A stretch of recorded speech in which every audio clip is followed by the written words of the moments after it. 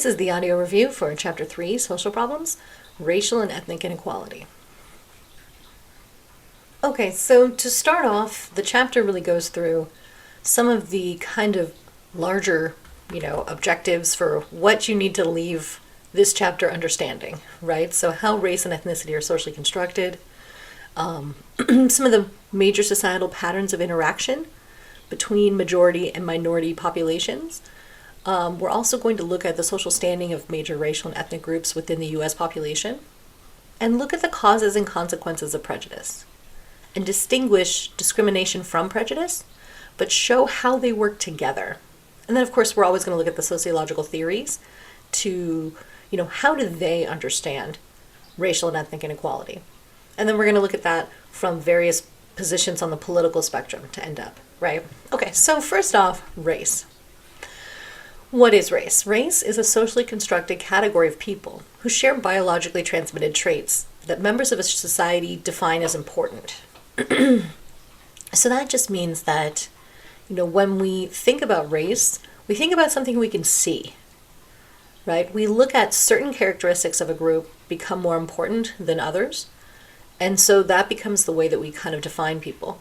We look at their skin tone. We look at their hair texture. We look at their, facial features, things of this nature that kind of help distinguish people into certain categories, or at least that's the way that they're socially constructed, right? We know that there's so much more variation within racial categories than between them. But again, why is it important that we study race if it, doesn't actually exist? Well, because, it exists socially and it has social impacts and consequences from the past into today, right?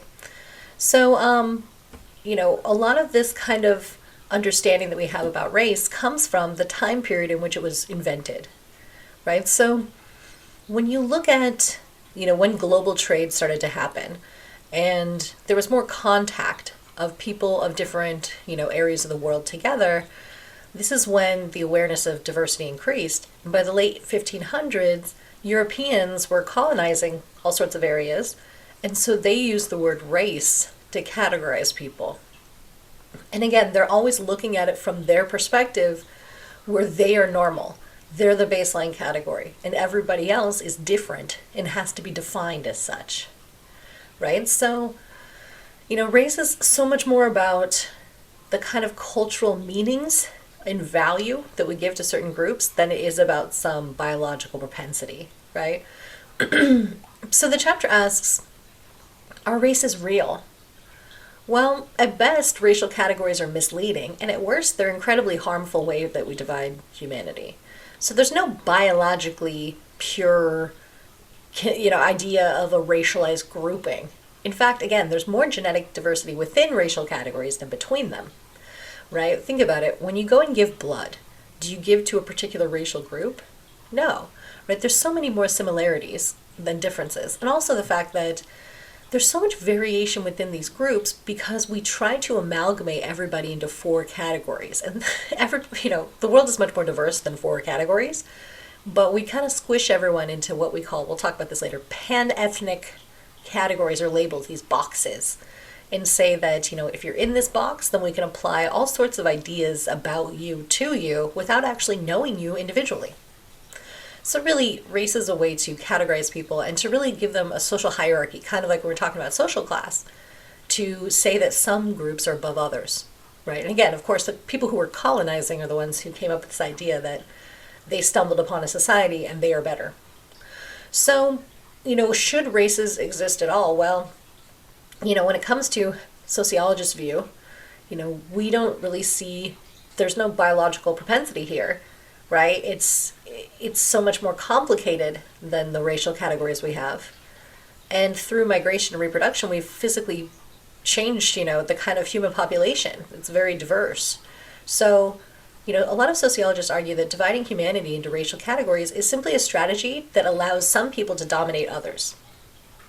And this also complicates the identities of multiracial people, right? As time goes on, members of our society will have increasingly difficult time seeing one another in terms of these rigid racial categories because more people are intermarrying and having children. And this can often cause conflicts where, well, again, we'll talk about microaggressions later, but for example, I have a friend of mine that his mother's Japanese and his father's Russian. And so people are always like, what are you? And trying to place him within one of these four pan-ethnic categories, right? But obviously, we can be more than one of these categories. We can be all of these categories, right? When we talk about our actual biological propensities, it's much more complicated, right? But again, we'll talk about this in terms of white supremacists. This is kind of their obsession, this idea of not intermarrying, not having children between different racial categories, or even ethnic groups, to quote unquote keep it pure. And again, we'll talk about, the histories of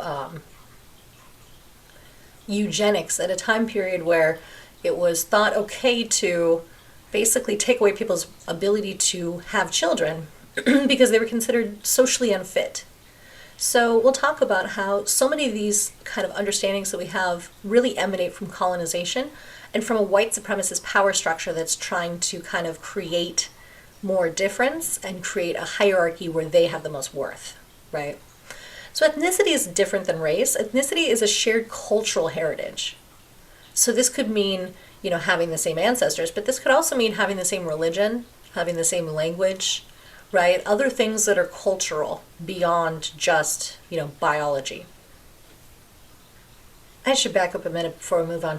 Just, to kind of, again, highlight this idea that being multiracial is much more common today, right? 10% of all marriages are between people of different racial categories. And, in the census of, 2017, a data that we have from the 2020 census, from the 2010 census, shows us that 9.6 million people in the U.S. identify themselves as multiracial. So this is just increasing, right? And the number of multiracial births has tripled in the past 20 years. And this is important because, again, people were having less multiracial children because they were legally restricted from marrying each other for many years in this country. So we have to understand how the social history of segregation and, these kind of laws, what's called, these miscegenation laws, really kind of set up the landscape that we're in when it comes to race and ethnicity in this country. We always have to look to the past to understand the present and the future.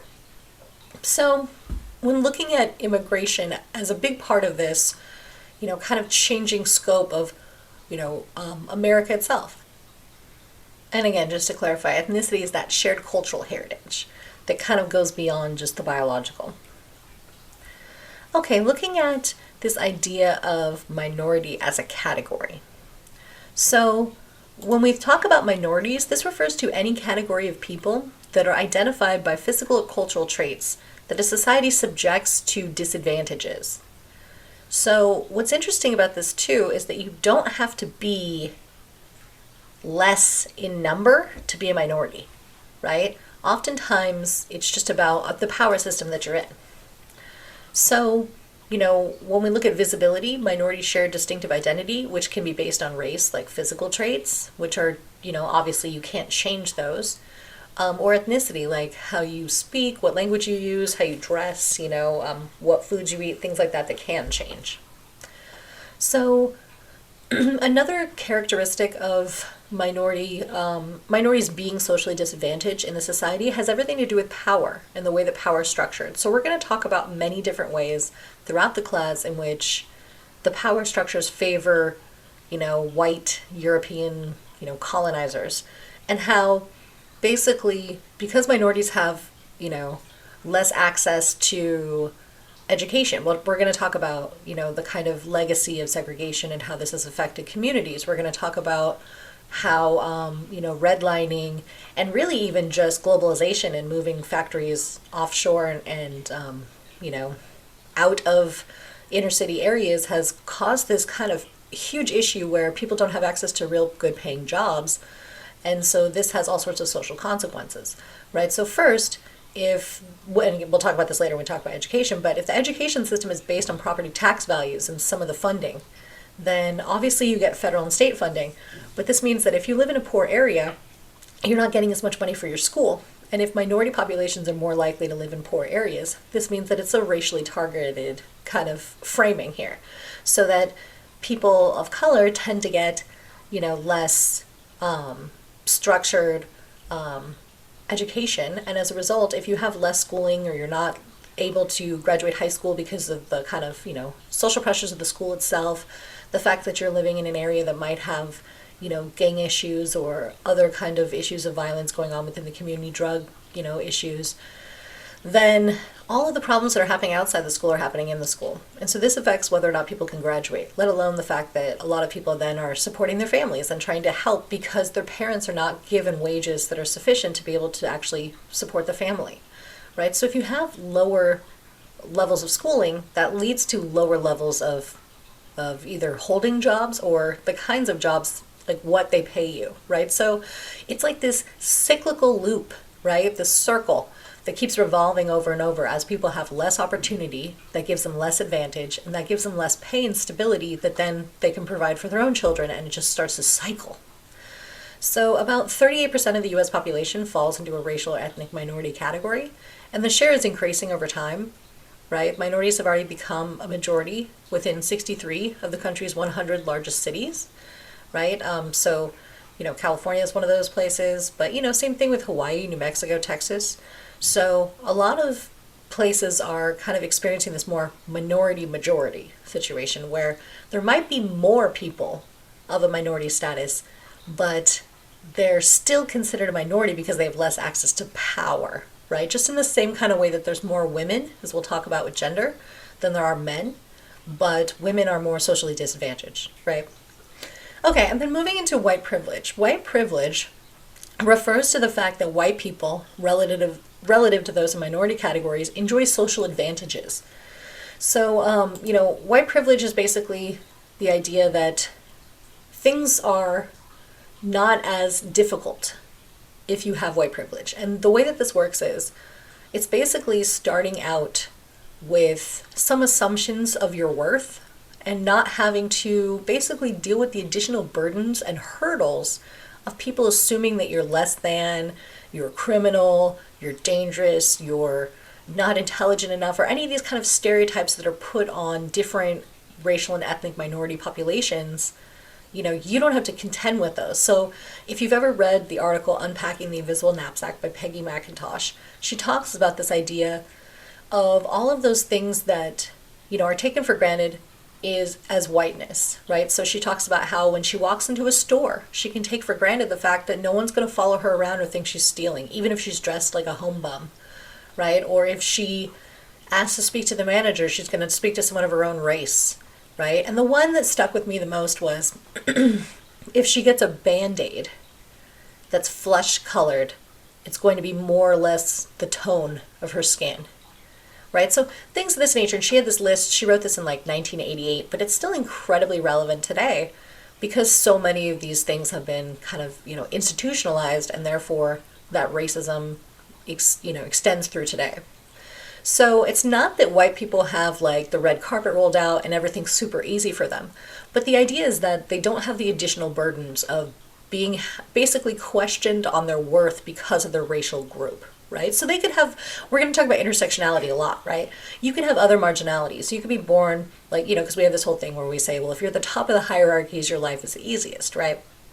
But you could still be born a white male who's born into endemic poverty, right? And therefore you're not going to have a lot of the same privileges that other white people have, but you're also not going to have the same kind of disadvantages that maybe some of your neighbors within that poor community that are racial or ethnic minorities have to contend with, like being stopped by the police, being, kind of suspected of harm, and all of these kind of things that we'll talk about as we unpack some of the myths around how these things came to be, right? But what's important to understand about white privilege is that it exists and that it's a prevalent force in kind of shaping the lived experiences of a lot of people, meaning most people that have white privilege don't realize they have it. They think they work just as hard as anyone else because they've never experienced racial or ethnic discrimination. They think that they get it. So they think, oh, well, it's fine. I've worked hard too, and I worked hard, and I just, worked my way through college. Why can't you? Without really looking at the kind of critical intersections of how people's experiences vary depending on their social locations and how much kind of power and privilege they have in the social hierarchies. So, It's basically like if one person starts a race with no hurdles and they just have to run around a track and the other person has to jump over hurdles every, 30 seconds of their running, it just makes it much harder to achieve the same equity as white communities for racial and ethnic minorities. Okay, so looking at immigration, this is a big part of, kind of how racial diversity has shifted and changed within the United States population, right? So when you look at the Great Immigration, this is in 1900. About 80% of people living in New York City either were born abroad or had parents that were born abroad. So, at that time period, the turn of the last century, it was very kind of different, diverse, interesting time. You have all these different groups coming in, but then you also have the nativists popping up and saying, ooh, we don't want all these immigrants. And so I really want to stress this because, again, the book doesn't quite get into it because this is a social problems class. Obviously, we can only go over so much in each chapter, and I'm already trying to keep them a little short, but I keep going long every time. I apologize for that.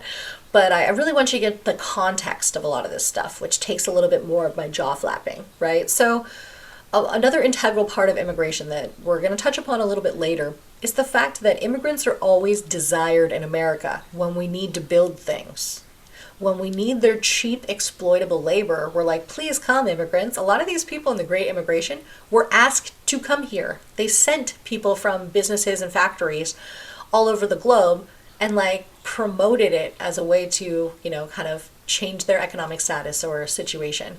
So we love immigrants in the United States until they're done building what they're building and then they can get the hell out, right? That's basically been the model for since 1900 or before that really even, right? You have with the railroads being built in the West, right? As soon as the railroads are done, you get the Chinese Exclusion Act saying you can't bring your wife here, right? We'll talk about that later too as well. So anyway, basically as more immigrant populations, they did all the work that was needed, but then they stayed. And so nativists, people that were born in the US, and again, this is incredibly ironic when you think about it, because nativists are not Native Americans, right? Nativists are just white people that already lived in the US when these waves of immigrants came and decided, no, that's not right. They're changing the scope of what is America, right? They feared that it would endanger the country's mostly English culture. So during the 20s, Congress enacted laws, including the Immigration Act of 1924, which cut immigration and created a quota system that limited the number of people that could enter the United States from various countries around the world.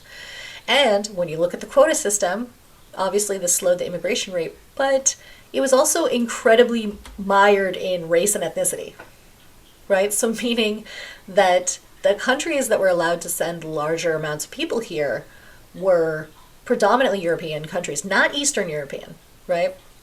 Western European countries. But, from how many people could come from, South America, from Africa, from other areas of the world was severely limited.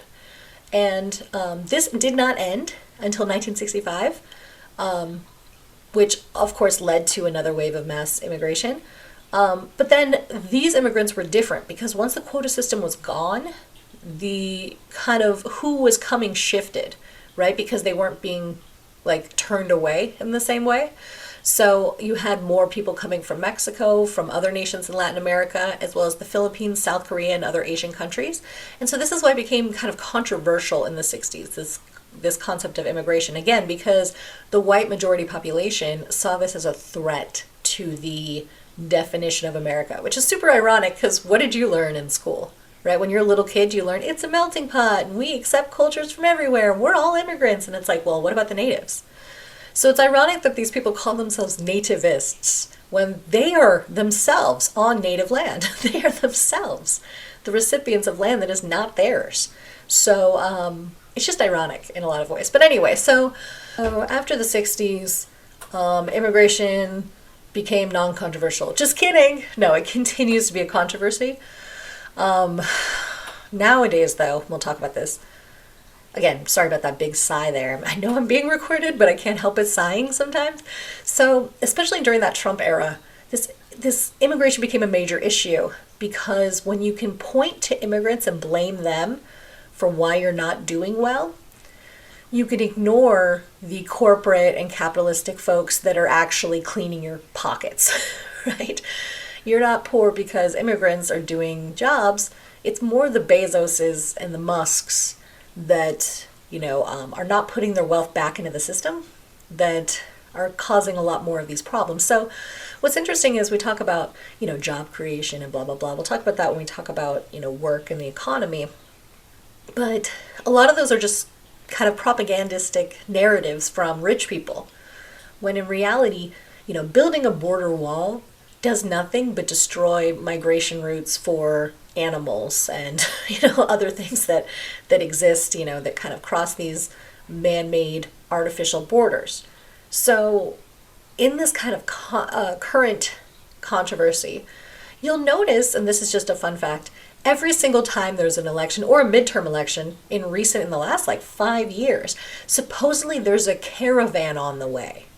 I guarantee you're going to hear this before the next midterms, before the next election, and again for the next midterm. It works, apparently. It galvanizes conservative voters to go to the polls and vote for conservative or Republican candidates. It's incredibly powerful as a narrative. But we heard this a few times that, these caravans are coming with hundreds of people from Honduras or Ecuador, any of these kind of places, and that, they're going to come to the border and just, kind of run into the country. But then as soon as the midterms or the election is over, they just somehow forget about them. It never exists. It never happens.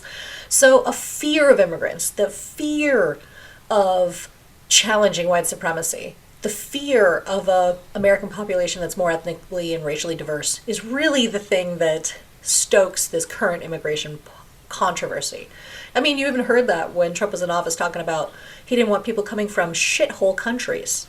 Right? What did he mean by shithole countries? That's pretty clear what he meant, right? And he was pretty specific about it too.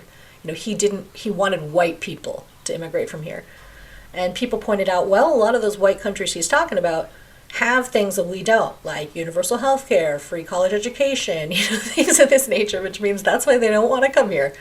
Versus, many people that are struggling through endemic poverty and lack of opportunity in other countries have heard that America is the land of opportunity, and that's what drives them to want to come here. Okay, so looking at patterns of majority-minority interaction. So these are the kind of, societal patterns of interaction between these groups. And so obviously they're horrific when you really look at, the kind of details of this stuff. So genocide is the systematic killing of one category of people by another. An example could be, in the 1500s, the Spanish, Portuguese, English, French, and Dutch forcefully colonized North and South America, right? And in doing so, they wiped out entire populations of people. Or another example of genocide would be in the 30s and 40s, when Hitler and his Nazi government murdered more than 6 million people defined as undesirable. Or even Stalin himself, right? He slaughtered some 30 million people and defined them as enemies. Or, in Cambodia, up until the 80s, right, you had a regime that butchered millions of people. So genocide is just when you're basically killing a group of people. So another example would be, what the European colonists did in America, right, to the native populations, to systematically killing an entire group of people, putting ransoms on their heads, saying you should scalp them and turn in their scalps to receive money. This was spurned on not by some wackos or some, kind of small group of people. This was spurned on by the U.S. government itself and the Homesteader Act that basically promoted the idea that white settlers should kill indigenous populations and take their land. So anyway, genocide's a big part of our social history as well, right? And then you have segregation, which is the physical and social separation of categories of people. So, sometimes this is kind of more of a choice, such as the Amish, right? They live separately from the rest of us because they don't want technology. They kind of want to live in these more, kind of traditional ways. But when it comes to most segregation, it is kind of forced from those who have power on those who do not, right? And so this means kind of creating situations where people have no social mobility, they're stuck within the areas in which they live, and the kind of resources they have are inferior by design, right? So we know we have a history of segregation within our own country, right? We had situations where people couldn't use the same accommodations, couldn't use the same, bathrooms, churches. You couldn't use the same water fountain, right? You couldn't even sit in the same area of a theater or a bus or any of these kind of things. Just a physical social reminder of being a second-class citizen that was enforced throughout, the South especially, but also in other places around the country, to make sure that, specifically African Americans, but also other groups too. We often talk about the black-white divide, but we don't talk about the fact that there were segregated schools in the West for, Asian students, for Latinx students. And, when my dad moved here as a kid, so this is how not long ago it was, though he's old, and I'm old, but still, it wasn't that long ago. He was like 5 years old when his parents came to this country, and he said that at that time there was this high school that was like one of the high schools I played against in sports when I was in high school, that was like a segregated Latinx school at the time. And it's crazy to think like, well, of course by the time he was in high school that wasn't the case, but then it's just like one generation past. It's not even that long ago, right? But people try to pretend like, well, that was in the past, it's over. It's over. Why are you talking about that? Why are you bringing that up? It has nothing to do with today. It has everything to do with today. It has everything to do with what kind of resources people have. And we'll talk about this when we talk about how the government has done this by design, by basically creating FHA-backed loans for, kind of poor whites, giving them some opportunities for mobility with the GI Bill and other factors like that, that helped white people get into the middle class, but specifically were racially segregated and did not allow for those same kind of opportunities for service members that were African American or other people of color. So they came home and they couldn't use that same funding to go to school, to buy a home, because the homes were in suburbs that literally said on the deed of the house, whites only, right? So hypersegregation is another part of segregation that comes about as, a more intense segregation. And this has happened in many inner city areas. You have hypersegregation as a result of, redlining processes, these kind of historically racial, projects of the past. We'll talk about racial projects in a bit. And then the fact that because you get stuck in that cycle that I talked about before of just kind of being stuck in a cyclical loop, people end up in these hyper-segregated areas and it's very difficult to leave. Okay, so assimilation, moving on, is the process by which minorities gradually adopt cultural patterns from the dominant majority population. So this could mean changing the way you dress or you talk, or even your religion. So this is that melting pot idea, right? The idea that, okay, well, you put everybody in one pot and you make like a weird American fondue, right? And if you think about it, that's kind of gross. When, assimilation is often forced, meaning it's not because people just want to learn English or they want to, have to change their religion or the cultural practices that they brought with them from another land. But mostly it's because of the stigma and prejudice that they face as a result of being different from the, amalgamized or idealized norm. And so this makes people assimilate so that they can gain access to stuff. And what's interesting is when you look at this generationally, people tend to assimilate by like third generation no matter. So usually like if you're a second generation immigrant, your parents are immigrants, but you're not. You have this interesting kind of cultural conflict between growing up within the culture and it being your culture, but also your parents having their culture, right? So anyway, different from assimilation would be pluralism, which is a state of which people of all racial and ethnic categories have about the same overall social standing. And so the idea of this is more like kind of instead of thinking of the, basically the minority is not privileged, but they're not disadvantaged either. And so within pluralism, this is kind of, instead of that melting pot idea, where we all just become a big sludge, the idea would be more like what they call the salad bowl metaphor. I'm sure you've had a salad. And if you've ever had a salad that was just like iceberg lettuce, that's gross, right? That's the kind of white supremacist notion for America, is iceberg lettuce, right? But a good salad has different kinds of lettuce, has like a diversity of lettuce, has, you have your like little cherry tomatoes, you got like croutons, you got all sorts of different stuff in there, and that's what makes it better. And so that's kind of the analogy that people like to use nowadays, is to say that, cultural diversity is it's really a strength. Different languages, different religions, different values, different holidays, right? Different cultural foods, all of these things.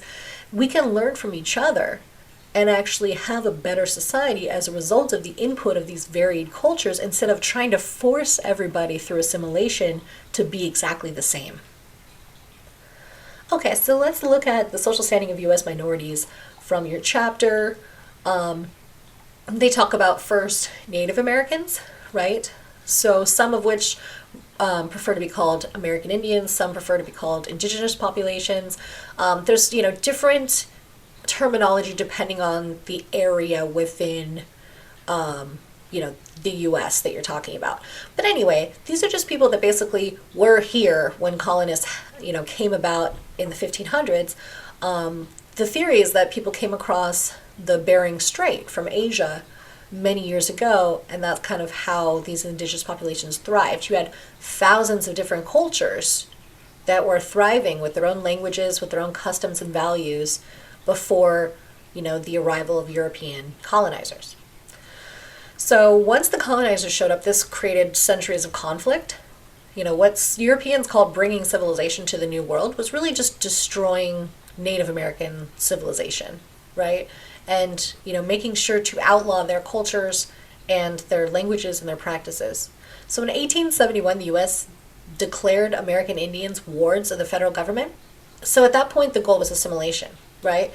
And so the idea was to basically, like, people who weren't murdered were then forced relocation into these areas. And also, as more information has been coming out recently, a lot of youth were sent to these residential schools. And those, again, not that long ago, we're talking about still happening during my parents' generation. These residential schools where kids were kind of stripped of their culture. They're like boarding schools, right? They were taken from their families, and they were forced assimilated to American society.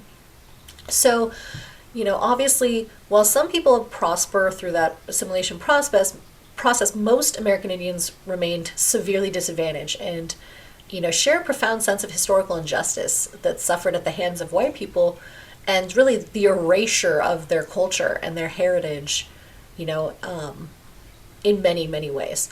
So also then, when you look at the social standing of African Americans in society, obviously people of African ancestry, many of whom were enslaved.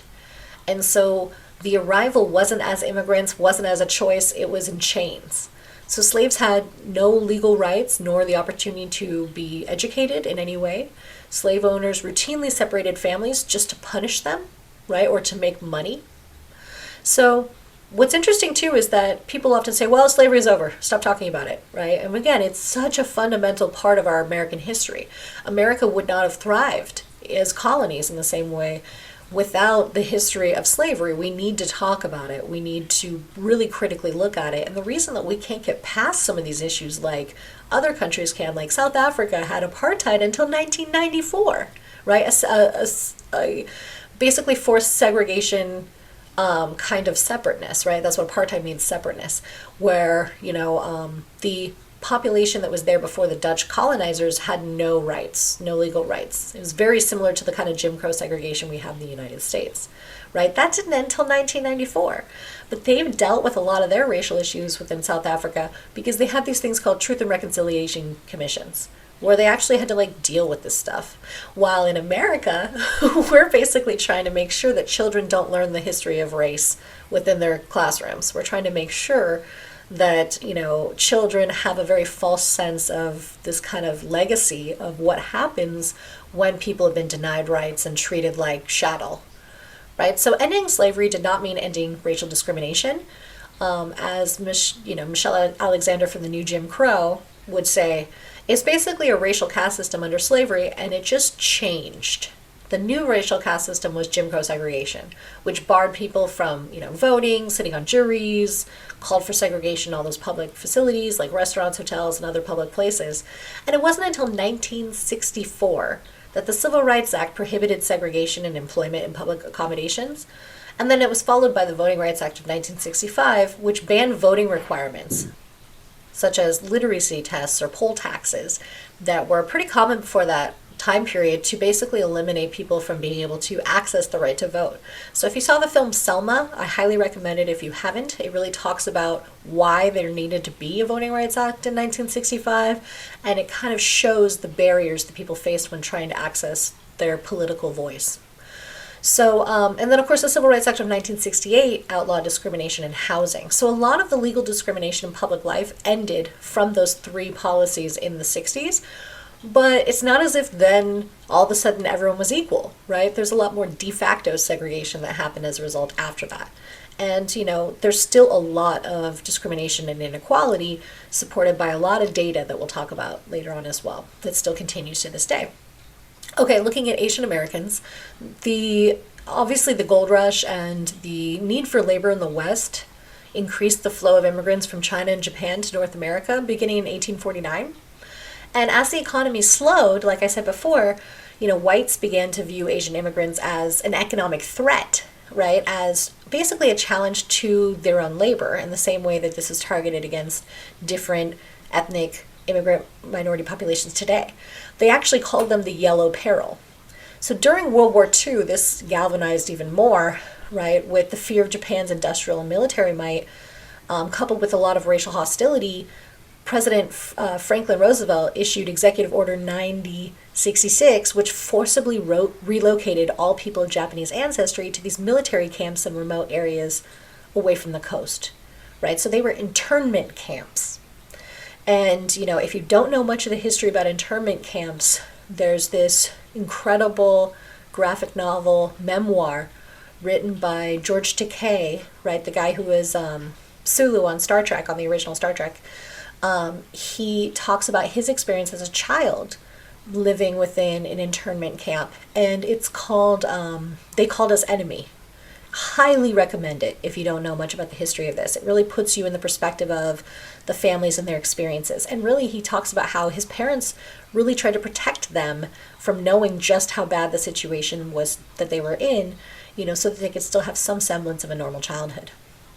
So anyway, when looking at the more modern day understandings, oftentimes when we look at Asian American populations, they might have more above average income or education. So there's this model minority myth that then, or stereotype that gets promoted in the culture that says that, you know, Asian populations are just better assimilated, or they're just smarter, they make more money, et cetera, et cetera. But this really ignores how close the poverty rates are for Asian American populations to the average in America. So it's misleading in a lot of ways, because a lot of Asian families have multiple wage earners working long, hard hours in low-paying jobs to have some baseline economic security. So it is kind of this myth, because it really minimizes the real work and struggle that goes into, you know, that kind of economic security for a lot of these Asian American families, and really just says, oh, they just assimilate easily. It's just better. So it really minimizes their contributions to this country. And then when you look at Hispanic Americans or Latinx populations, so, you know, there's, again, talk about terminology. We can talk about, you know, Hispanic, meaning, you know, related to speaking Spanish, right? Or Latino, right? Latina, this kind of gender, we often use Latinx now as a kind of gender neutral way to understand the group. So these are people with cultural roots in the nations of Central and South America, in the Caribbean, and some in Spain, but Spain is coming from more the colonization part of it, right? So in 2016, the Latinx population in the U.S. stood at about 55 million people, making them the largest U.S. minority with 17.3% of the population. So, which, you know, versus like African Americans are like 12.3%. So they are the largest racial or ethnic minority population within the country. 46% of Latinx families now earn at least $50,000 annually, but a lot of challenges still remain, including schools that don't do a good job teaching students whose first language is Spanish, and really a lot of, you know, barriers that come from racial and ethnic stereotypes and discrimination. And then looking at Arab Americans, Officially, the government counts about 1.3 or 1.93 million Arab Americans, but because many people may not choose to declare their ethnic background on a census form, that number is probably about twice as high. And Arab Americans are diverse in terms of social class. Some are highly educated professionals that work as physicians or engineers or professors, and other are more working class people who perform various skilled jobs, whether it's factories or construction or restaurants or hospitals or other work settings.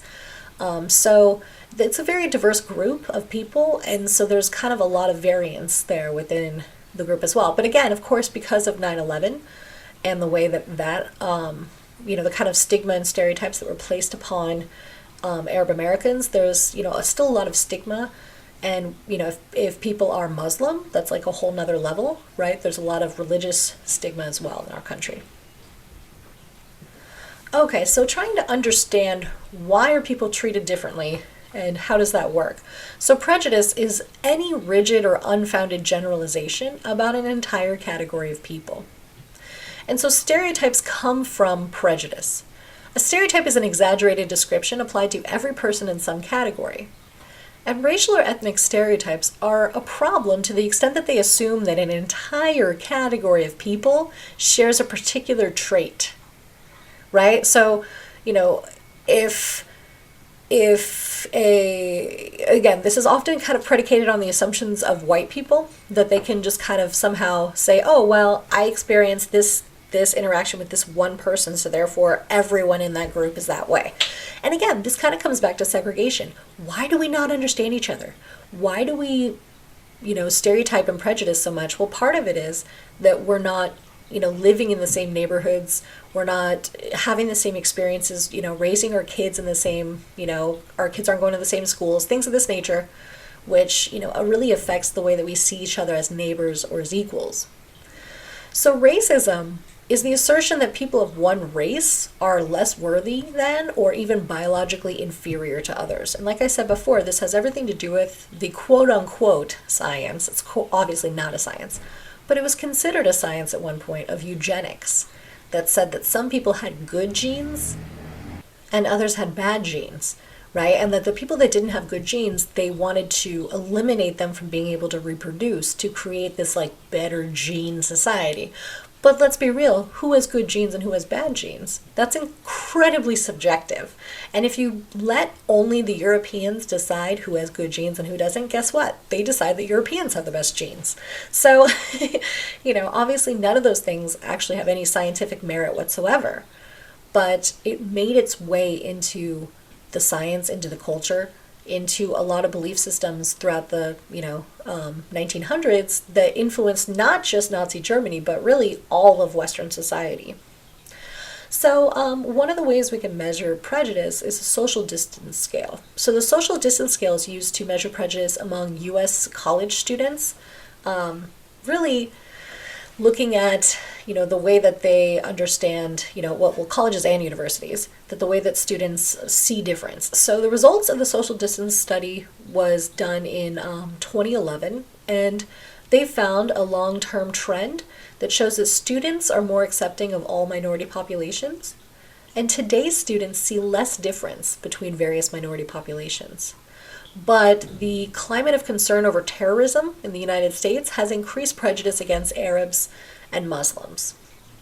The research from the social distance scale also found that students, regardless of their own race and ethnicity, were more prejudiced against Latinx populations, African Americans, Asians, and Turks, and they were, willing to have these people as coworkers, but not as neighbors, friends, or family members.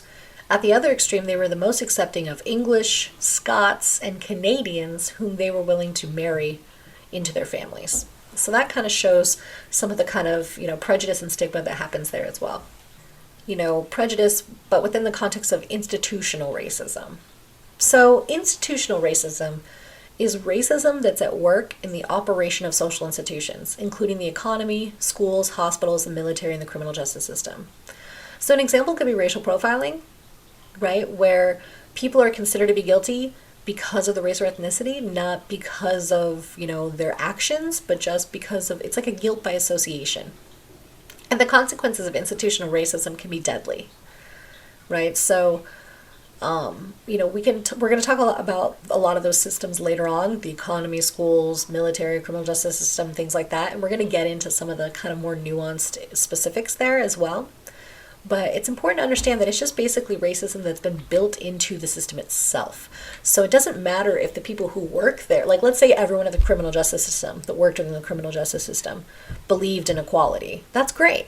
But the system itself shows a measurable outcome of prejudice where, 1 in 3 African American men is likely to go to jail within their lifetime versus I believe it's 1 in less than 20, something like that. 1 in maybe it's 17 for white men. So the likelihoods are much higher. Also, your likelihood of getting sentenced or having a longer sentence for the same crime is, much more for racial and ethnic minorities. So we know that clearly prejudice has made its way into the actual operation of the system itself, right? Who gets arrested is already part of that. Who gets the longer sentences, who ends up even getting charged or convicted has a lot to do with this as well. So some of the causes of prejudice, there's personality factors, meaning prejudice is strong in people with an authoritarian personality. So people that like to have hierarchy, that really believe that there's people who are better than others.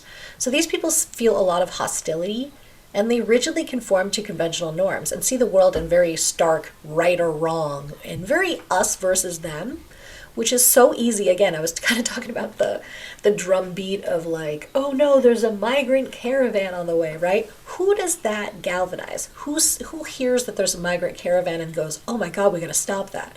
Authoritarians, right? Or often we call them white nationalists, right?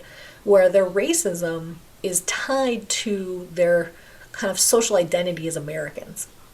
There's also societal factors that affect, prejudice. So scapegoat theory says that prejudice develops among people who are frustrated at their lack of control over their lives, right? So one example could be through scapegoat theory, let's say you're poor, you're not doing that well in life, you didn't graduate college, etc. And the racial or ethnic minority female that you work with that is your boss, right? She makes more money than you. She has a higher level of education.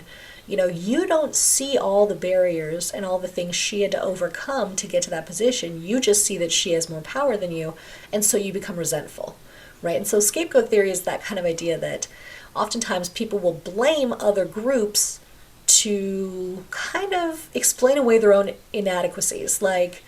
This is that thing against immigrant populations where you're you took our job, and you're were you picking strawberries? Were you a farm worker? No. Okay, then they didn't take your job. So this idea of I don't have a job because this immigrant person has a job, it's just very unfounded when it comes to the data, but it's a really good way to motivate people to be angry, right?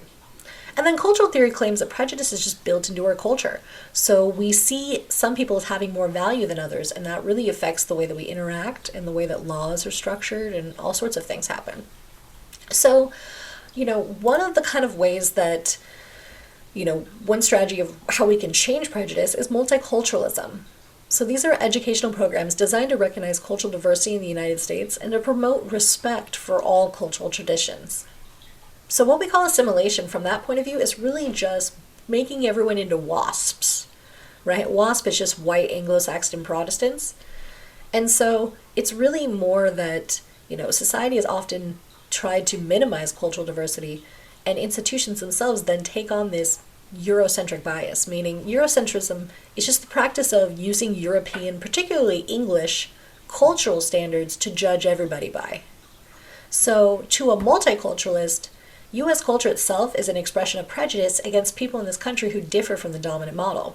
And although there's strong support for multiculturalism, especially among liberal groups in politically in society, because it gives more power and visibility to minorities, others, especially conservatives, claim that this approach divides society by downplaying what we have in common. Okay, so looking at discrimination, a little bit different than prejudice as we're talking about, right?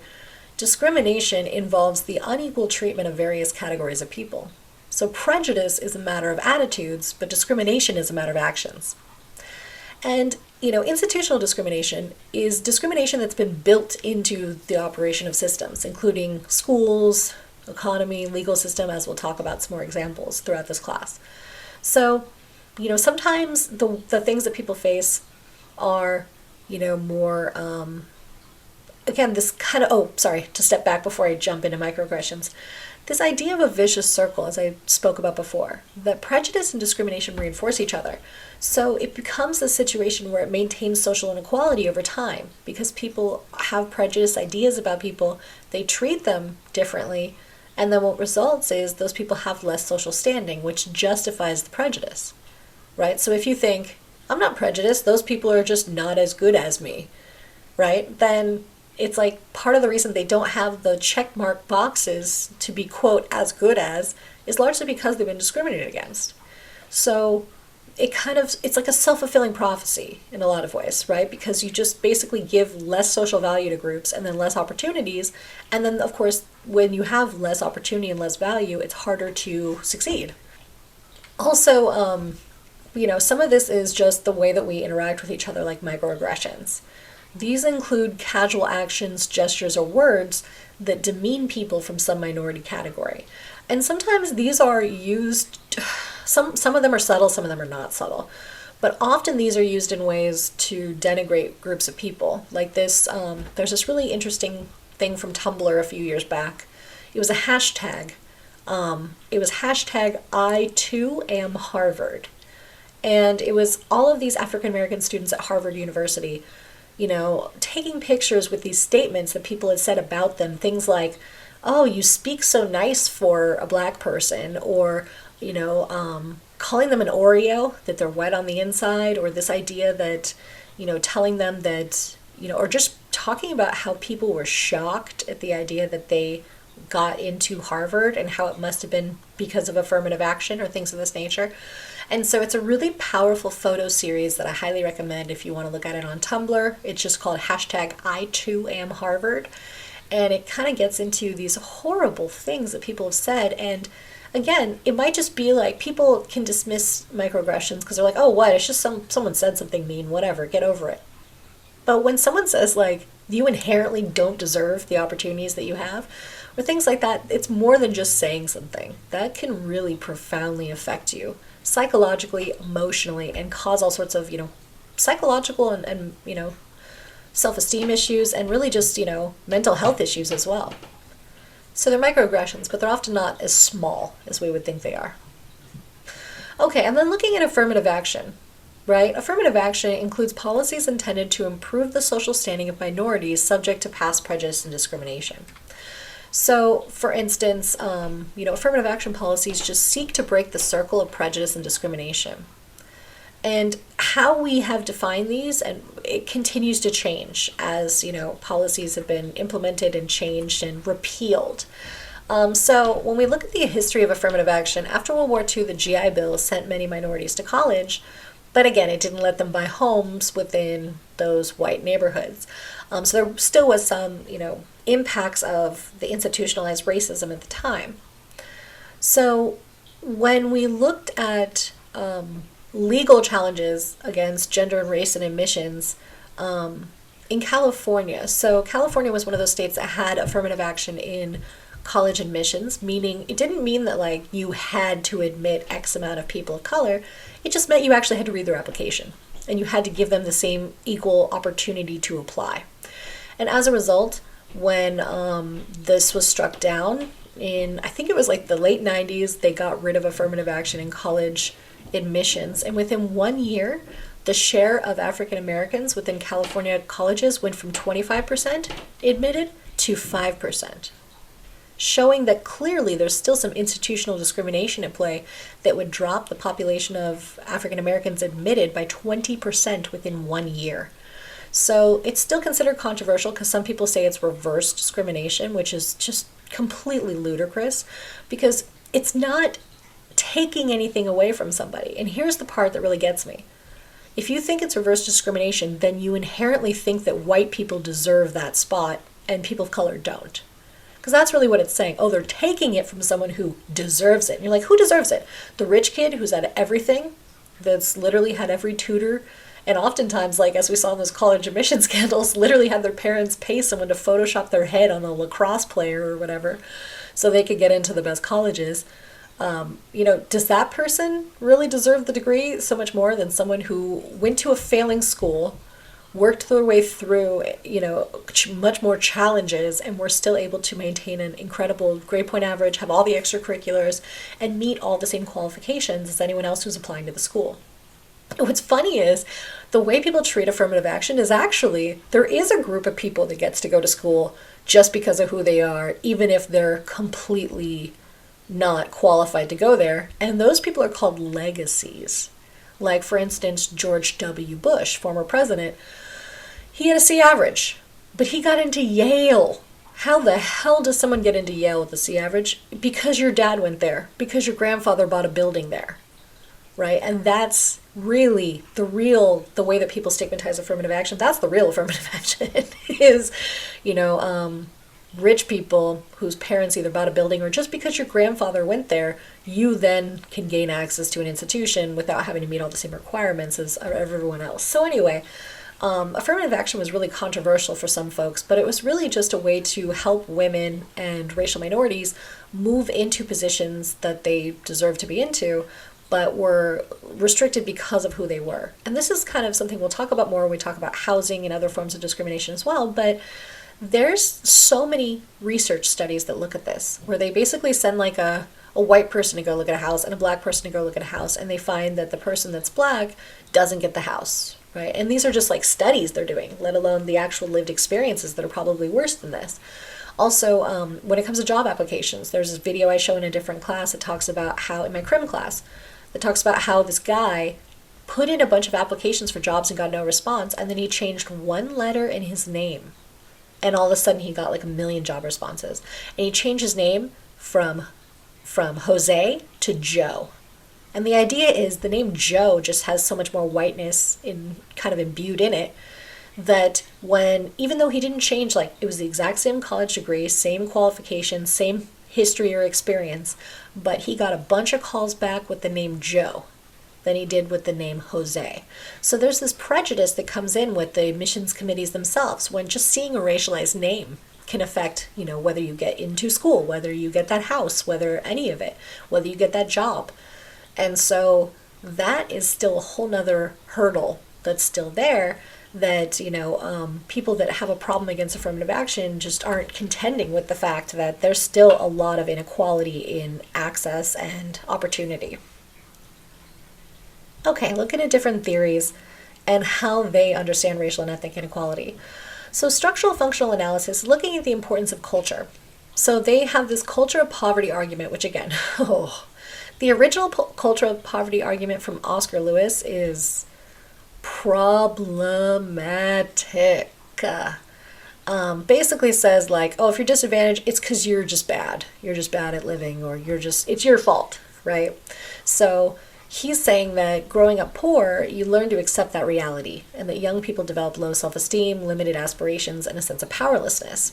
And over time, they grow into adults who are not likely to take advantage of opportunities that society offers, which just completely ignores the structure of society itself, which is just insane, right?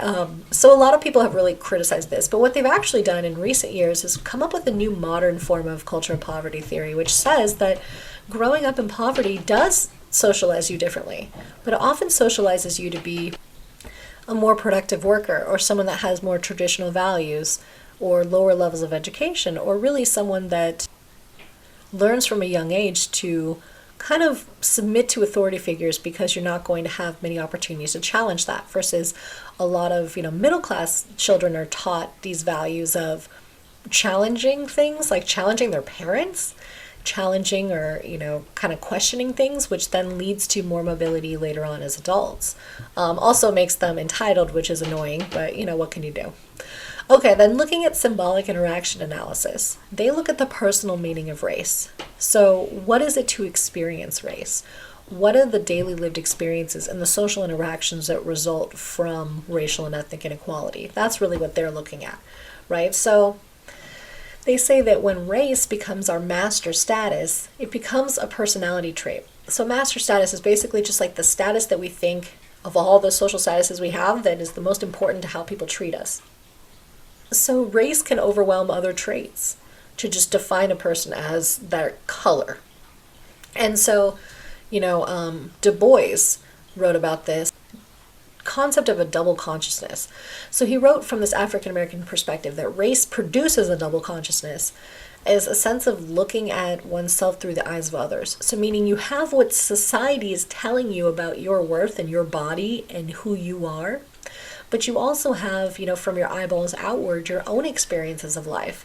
And that those two things commingle into what he calls a double consciousness, where you have the consciousness of your own consciousness, but also one of what society says about you. And then conflict theory looks at the structure of inequality. They look at the importance of class and other social hierarchies, right? So Marx and Engels would point to racial and ethnic diversity of the United States as the main reason that U.S. workers have not come together to form a socialist movement. So if you look at the early labor union history in the United States, a lot of the way that they failed to create these much stronger, lasting institutions of labor was because they were racially segregated. And so oftentimes, instead of joining together forces, they had different, ethnic or racial minority groups had their own unions. And so that just makes you smaller power. You can't leverage together. And really, it had kind of already separated the pay scale labor was that, white workers just got paid more. This is still the case, as we'll talk about later. And so, it's difficult to form coalitions with each other when you find race to be that important, that you see that as more important than, all the collective things you have together, like working in the same factory or whatever it might be. So, that's kind of, pushing against this idea that, if we could actually understand our collective similarities, we could create a more class consciousness idea related to race and ethnicity. So also coming out of conflict theory is multicultural theory, which is basically saying that the U.S. culture privileges the dominant European white majority while pushing racial and ethnic minorities to the margins of society, right, in the values that we have towards them and really what opportunities are given within the culture. All right, let's look at this from politics, which is always a problem, right? Okay, so basically when we look at the far right and conservatives, right, they say that culture and effort matter. So according to the conservative view, social standing should reflect people's level of ambition or the importance they place on schooling and their commitment to hard work. In a society such as ours, people are free, but they're also unequal. So conservatives claim that any society in which the government tries to engineer more rigid social equality would basically offer very few personal freedoms. So this is, kind of those, again, they call themselves the alt-right sometimes, people within the more fringe right, the rightest of right wings. They're white nationalists, they're white supremacists, that's what they are, right? And that, their views support white supremacy and explicitly defend this kind of, what they call Anglo culture against, the increasing importance of other cultures. And they're, that's the part that these people don't understand. They've all gotten a flawed sense of history, and they already are ignoring the incredible contributions that, racial and ethnic minority populations have already had on American society for the last couple hundred years. So it's problematic when some people within this ideology are basically advocating for a white-only society, for the literal destruction of entire racial or ethnic groups. Kind of hard to debate with that. Kind of hard to be like, oh, you think that these entire groups shouldn't exist. Oh, well, agree to disagree, right? But in the more kind of normative conservative view, it's basically, they call it identity politics, right? This idea of basically saying, people, if they want more, they should just work harder. They should just do more. And again, this really ignores the barriers to equality, right? I think there was this really great debate years ago between Jon Stewart and Bill O'Reilly on Fox News, and they were getting into this with race, and Jon Stewart pointed out that Bill O'Reilly, who was like, I didn't get any help, and my parents worked hard, and blah, blah, blah, and there's no such thing as white privilege. And then, Jon Stewart pointed out that the neighborhood that Bill lived in was a white segregated neighborhood. that yes, his parents were poor and they did struggle, but they also had the opportunity of owning a home, which many racial and ethnic minorities did not have at that time because of FHA-backed loans and redlining, as we'll talk about later. But basically, think about what a home does, right? You buy that home, you have equity now. So if something happens and you need money, you can pull the equity out of your home, right? You can buy a car, you can send your kid to college, and when you die, that money and that equity gets passed down to somebody else. Now, what happens if you're like me and you rent for just forever? Right? I've been renting for a long time. My money just goes away, right? Oh my God, once there was this rental house that my husband and I lived at with a bunch of roommates for years. And one time I sat down and realized, like, okay, we lived there for 8 years. How much money did we end up giving to the landlords? And it blew my mind. It was enough to buy like a house. Like it totally blew my mind how much money we'd given them. But again, if we could have kept it, like put it into a mortgage instead of putting it just towards rent, and been able to like cash out on that when we left and put that down on another house, we could have social mobility. Social mobility is being able to move up a social class within your own lifetime. But of course, if you are legally restricted from these opportunities because of your race or ethnicity, historically, then you have people who their grandparents, their parents didn't have those opportunities. They're not going to have that equity passed down. And so there's a huge gap when we talk about, the kind of race gap in income, but there's a huge wealth gap between white Americans and pretty much everybody else. And so a lot of that has to do with the way that history played out and the way that opportunities were legally restricted for people of color. So again, you can't just work your way against some of these powers, right? And then liberals basically say that, society and government matter. So liberals acknowledge that there's going to be cultural differences between various categories of the population, but they see difference as more the result than the cause of social inequality. So they basically say if you're not going to be able to get opportunities, then that's what gives you the hopelessness, right? Like imagine living in a neighborhood where there are no jobs. You look around you and you don't see any adults that have a college degree and are successful as a result. And what you do see instead are people who sell drugs and are successful, or the people that have the most money are the people that are involved in the underground economy in some aspect. That's going to affect the way that you kind of understand like what success is and what you want to do with your life, right? So of course you're going to end up being hopeless if you feel like you can't escape poverty, right? So minorities themselves are not the problem. It's really the structure of power and privilege in society that does change but isn't changing fast enough to give people more opportunities. Versus the radical left say that fundamental change is needed. That they point out that as long as capitalist society defines workers as a supply of labor, that there's no reason to expect an end of exploitation and oppression, which are both based on class and race, and they're intricately connected. So therefore, the radical left makes the argument that the only way to reduce racial and ethnic inequality is to attack the source of all inequality, which is capitalism itself, which is why they're not super popular in American society, because people don't love to hear that, right? But really, in addition to radical thinking about racial inequality, focuses not on economics, but again on culture. And how is the culture creating these kind of structured differences that people experience, right? And then looking at going on from here, minorities still suffer the consequence of prejudice and discrimination today. It's not just a matter of because of history, it's an ongoing process, right? And so many harmful biases exist, not only in the attitudes and actions of individuals, but in the operation of society itself. And so for that reason, inequality that we talked about in this chapter often happens generationally, right? As, people are basically the most likely to die in the social class that their parents were born into. And so, oftentimes you have a situation where people are not given a equal opportunity. We talked about meritocracy last chapter, right? This equal playing field where you just work the hardest and you achieve the most. But of course, in a system of racial and ethnic minority statuses, we already assume that racial and ethnic minorities have less value, therefore need to be paid less, therefore shouldn't have the same kind of larger opportunities as these supposedly better European groups. And these values have structured our society for the entire history of our culture.